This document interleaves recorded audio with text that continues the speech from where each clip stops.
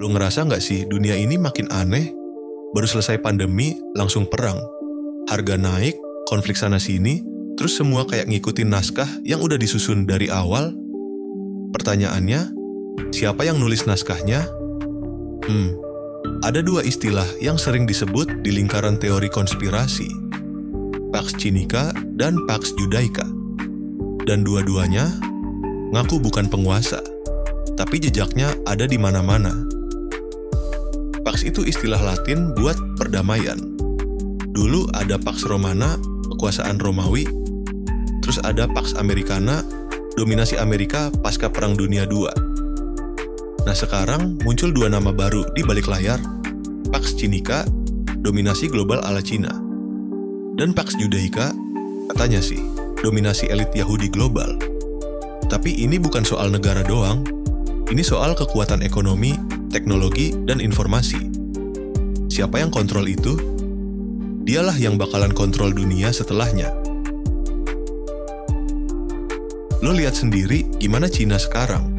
Punya mega project Belt and Road Initiative, ngutangin banyak negara kecil, bangun pelabuhan, rel kereta, sampai satelit. Tapi setelah proyek jadi, negara peminjam terlilit utang dan harus ngikutin agenda Beijing.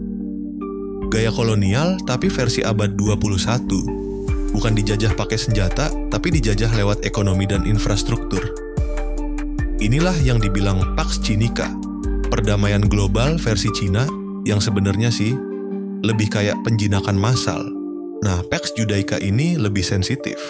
Bukan soal negara Israelnya aja, tapi soal elit Yahudi global yang disebut-sebut ngontrol sektor-sektor kunci. Media, perbankan, Hollywood, bahkan teknologi AI. Nama-nama seperti Rothschild, Soros, atau media besar yang dimiliki segelintir grup sering muncul di teori ini. Mereka dianggap nentuin arah geopolitik dunia lewat perang, keuangan, dan narasi. Tapi hati-hati ya, ini bukan soal rasis. Kita ngomongin struktur kekuasaan, siapa yang kontrol sistem, dan faktanya banyak yang beroperasi di balik layar. Lu boleh percaya atau enggak, tapi lihat aja. Setiap kali ada chaos, yang dapat untung siapa? Siapa yang duitnya makin tebal pas dunia lagi krisis? Siapa yang bisa bikin negara hancur lewat narasi atau utang? Mereka nggak perlu perang terbuka. Cukup kontrol algoritma, bikin krisis ekonomi, atau dorong opini publik. Dan semua terjadi tanpa kita sadar. Kiri lawan kanan, Islam lawan Barat, Rusia lawan NATO. Tapi semua dikontrol dari atas, seolah-olah lu punya pilihan, padahal semuanya bagian dari permainan mereka. Pax Chinica, Pax Judaica. Dua nama yang katanya bertarung diam-diam buat jadi penguasa global berikutnya. Tapi buat kita cuma pion, ditonton, direkam, dituntun, dan dikasih ilusi bahwa kita bebas.